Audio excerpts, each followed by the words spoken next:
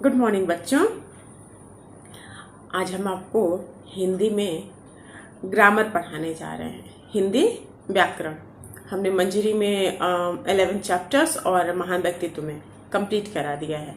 और ग्रामर में भी हमने आपको सर्वनाम से पहले कारक और लिंग वचन कंप्लीट करा दिया है।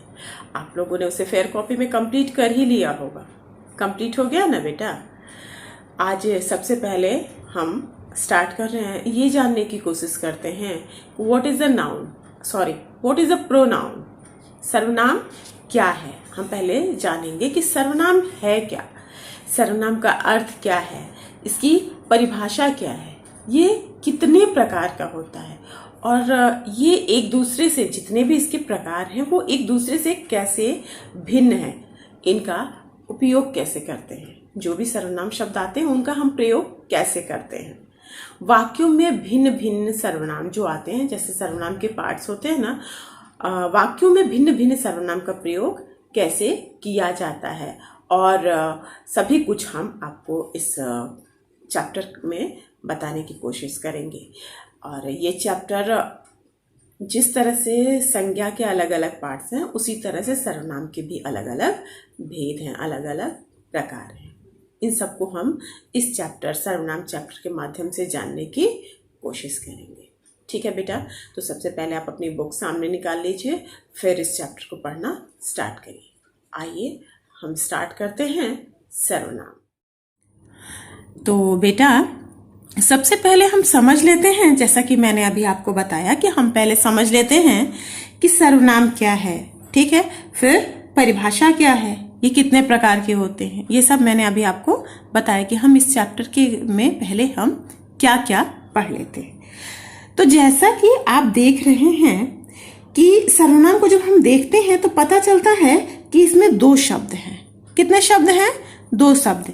जैसे कौन कौन से हैं? पहला है सर्व और दूसरा है नाम। दिख रहा है बेटा? इसमें आप देख रहे हैं कि इसमें दो शब्द यूज किए गए हैं, पहला सर्व और दूसरा नाम।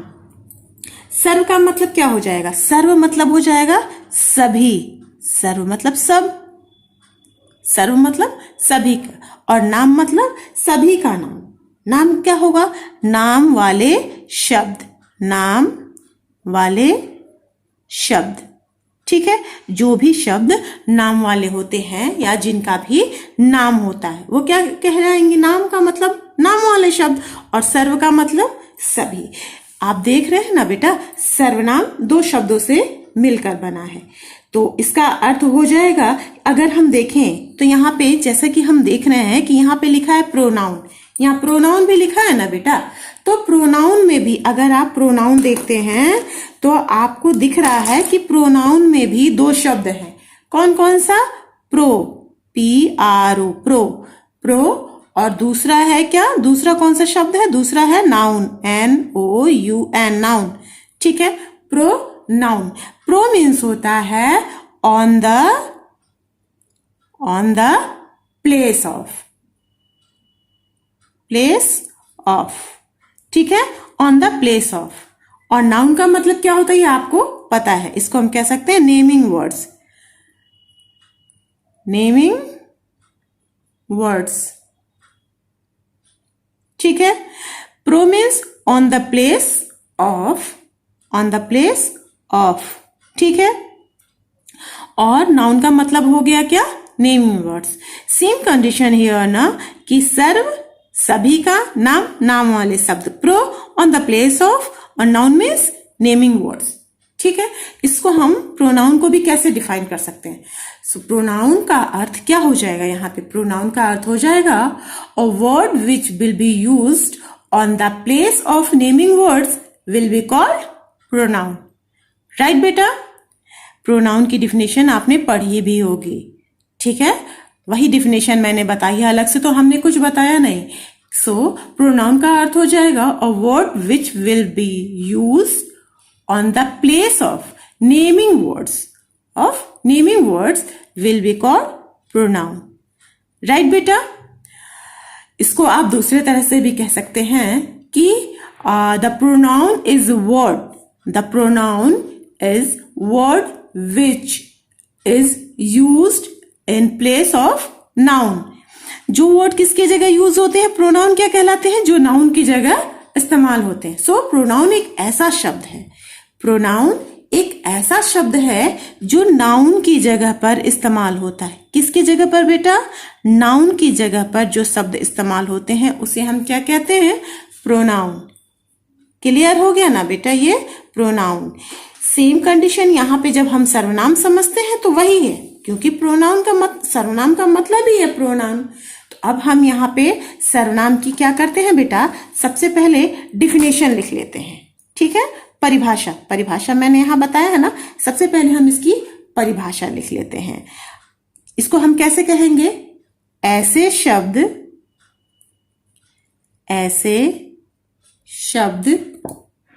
जो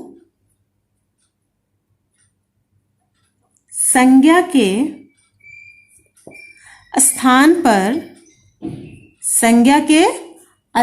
पर प्रयोग किए जाते हैं, प्रयोग किए जाते हैं, उन्हें क्या कहते हैं, उन्हें सर्वनाम कहते हैं. क्या कहते हैं बेटा, उन्हें सर्वनाम कहते हैं. जैसा कि आपने अभी देखा कि यहां पे हमने बता दिया सर्वनाम कहते हैं. जैसे आपने देखा अभी कि यहां पे जो शब्द क्या नाउन की जगह यूज हुआ, प्रोनाउन. ठीक है, प्रोनाउन कहाँ यूज होता है, नाउन की जगह. सेम डिफिनेशन इसकी यहाँ पे बताई गई है बेटा. ऐसे शब्द जो संज्ञा के स्थान पर प्रयोग किए जाते हैं उन्हें क्या कहते हैं, उन्हें हम सर्वनाम कहते हैं. क्लियर हो गया बेटा, सर्वनाम की डिफिनेशन क्लियर हो गई. डायरेक्ट डिफिनेशन भी पढ़ाया जा सकता है, आप बुक से पढ़ भी सकते हैं डायरेक्ट डिफिनेशन, लेकिन हमें समझाने का सिर्फ एक ही पर्पज है कि चीजों को जब हम तोड़ के अलग करते हैं तो वो दो हिस्सों में जब बढ़ती हैं तो उन्हें कैसे, किसके अकॉर्डिंग आप उसको कैसे समझ सकते हैं. डिफिनेशन क्लियर हो गई. जैसे कि हम कह सकते हैं, इसकी जगह हम क्या कह सकते हैं, हम उदाहरण के तौर पर, जैसे कुछ उदाहरण हम यहां पे लिख देते हैं. उदाहरण के तौर पर आप कुछ चीजों को ध्यान से देख लीजिए. उदाहरण के तौर पर हम आपको बता सकते हैं, जैसे उदाहरण लिखते हैं ना डिफिनेशन के बाद, आप लिखते हैं जैसे मैं, हम,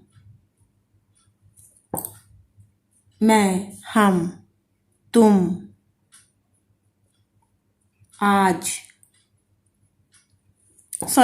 आप, वे, वह, यह, ये, किसका, कौन, कहाँ, किसे, किधर, स्वयं, अपने आप,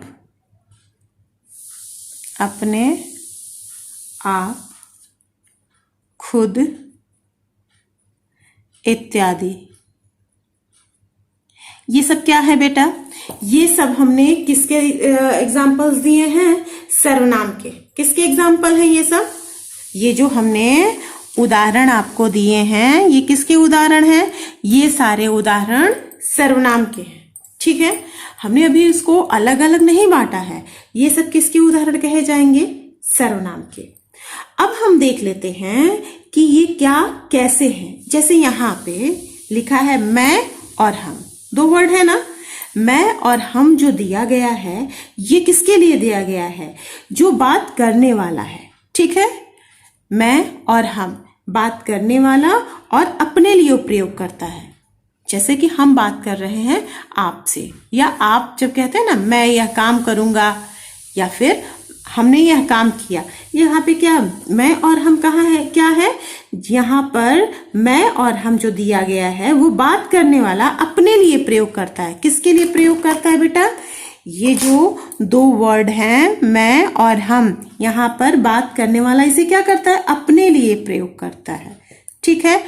तुम का प्रयोग तुम का प्रयोग किसके लिए करता है? बात सुनने वाले के लिए। किसके लिए? जैसे कि आप सुन रहे हैं तो वहां पे तुम वर्ड का भी प्रयोग होता है। तुम का प्रयोग सुनने वाले के लिए प्रयोग किया जाता है। तुम किसके लिए प्रयोग होता है?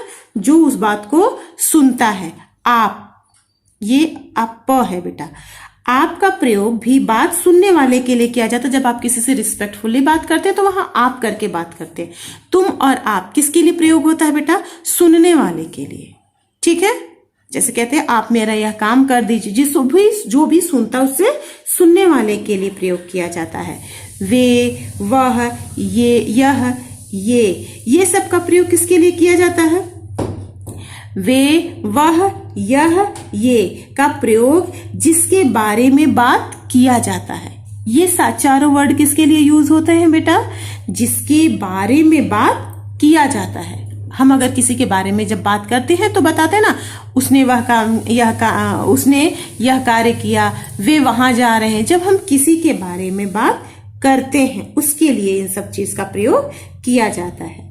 और निश्चितता प्रकट करने के लिए भी किया जाता है। जब फाइनली कि उसने यह काम किया तो हम जब निश्चितता प्रकट करते हैं तब भी इन शब्दों का प्रयोग हम करते हैं। ठीक है।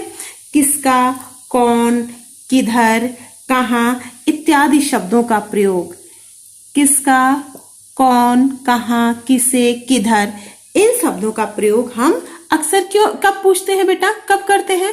इन शब्दों का प्रयोग हम जब किसी से क्वेश्चन पूछते हैं, प्रश्न पूछते हैं, तब हम इन शब्दों का प्रयोग करते हैं। कब करते हैं बेटा? जब हम किसी से कोई सवाल पूछते हैं। क्लियर हुआ? ठीक है। अगला है स्वयं, अपने आप, खुद। स्वयं, अपने आप, खुद इत्यादि शब्दों का प्रयोग वक्ता मीन्स बोलने वाला। स्वयं, अपने आप, खुद। वक्ता अपने लिए करता है, अपने लिए। जैसे आप कहते हैं ना, मैं यह काम खुद कर लूंगी, कहते हैं ना बेटा। तो यहाँ पे वक्ता मीन्स बोलने वाला, श्रोता मीन्स सुनने वाला। क्लियर ना? वक्ता मीन्स जो बोल रहा है और श्रोता मीन्स जो सुन रहा है। यहाँ पे स्वयं, अपने आप और खुद, वक्ता अपने लिए, खुद के लिए प्रयोग करता है। ठीक है बेटा। तो जैसे कि एग्जाम्पल के थ्रू मैंने अलग अलग डिफाइन कर किया है कि मैं और हम किसके लिए होता है, तुम आप किसके लिए, वे, वह, यह, ये किसके लिए, किसका, कौन, कहाँ किसके लिए, ठीक है। स्वयं, अपने आप और खुद। जैसा कि मैंने आपको बताया है कि हाँ, वक्ता किसके लिए, हम बात करने के लिए कर रहे हैं, सुनने वाले के लिए हो रहा है, प्रश्न पूछने के लिए हो रहा है या खुद के लिए हो रहा है। तो ये शब्द के आधार पर हमें जो भिन्नता देखने को मिलती है, भिन्नता है ना बेटा, सारे शब्द अलग अलग हैं, जो भिन्नता देखने के लिए मिलती है, हम देखते हैं कि ये भिन्न भिन्न सर्वनाम शब्द हैं। अलग अलग है ना बेटा, सारे अलग अलग शब्द सर्वनाम शब्द हैं और भिन्न भिन्न अर्थों में प्रयोग होते हैं। भिन्न भिन्न का मतलब अलग अलग अर्थों में प्रयोग होते हैं। कहीं पे सवाल पूछने के लिए है और कहीं खुद के लिए है। अलग अलग अर्थ में प्रयोग किए जा रहे हैं ना। तो इनके आधार पर हम यह जानने की कोशिश करेंगे कि सर्वनाम कितने प्रकार के होते हैं। मैंने इसके अकॉर्डिंग आपको जो समझाया है कि मैं, हम किसके लिए, तुम आप किसके लिए, वे, वह, यह, ये किसके लिए, किसका, कौन, कहाँ, किसे, किधर, किसके लिए, स्वयं, अपने आप और खुद, ये सब अलग अलग हैं, भिन्न भिन्न हैं। अब हम ये जानने की कोशिश करेंगे इसके अकॉर्डिंग, इस उदाहरण के अनुसार हमने इसके आपको बता दिया कि सर्वनाम के कितने प्रकार होते हैं। अब हम इसके अनुसार ही जानेंगे कि सर्वनाम के कितने भेद होते हैं या कितने प्रकार होते हैं। ठीक है बेटा, कोई डाउट है या कोई कंफ्यूजन हो तो बिना डरे, बिना हिचके आप वहीं पे हमसे पूछ लीजिएगा। ठीक है। अब हम क्या करने की कोशिश करेंगे, अब हम जानने की कोशिश करेंगे कि सर्वनाम के प्रकार। ठीक है बेटा, सर्वनाम के प्रकार। जैसा कि मैंने एग्जाम्पल के थ्रू यहाँ पे आपको बता दिया, एग्जाम्पल के थ्रू मैंने आपको क्लियर किया। अब हम बताते हैं कि सर्वनाम के कितने प्रकार होते हैं। ठीक है, सबसे पहला आपने जो उदाहरण देखा है, सबसे पहले हम देखते हैं, नहीं यहाँ पे लिखते हैं पुरुषवाचक सर्वनाम। पुरुषवाचक सर्वनाम, सर्वनाम। ठीक है, पहला हुआ पुरुषवाचक सर्वनाम। ठीक है बेटा, दूसरा हुआ निश्चयवाचक सर्वनाम। निश्चयवाचक सर्वनाम, जैसा कि मैंने यहाँ पे एग्जाम्पल में अभी आपको समझाया है ना बेटा, यहाँ पे समझाया है ना, यहाँ मैं तुम जब खुद के लिए कहा जाता है। ठीक है, अभी हम आपको इसमें भी बताएंगे। थर्ड है अनिश्चयवाचक सर्वनाम। अनिश्चयवाचक सर्वनाम। चौथा है प्रश्नवाचक सर्वनाम। प्रश्नवाचक सर्वनाम। पांचवा है संबंधवाचक सर्वनाम। संबंधवाचक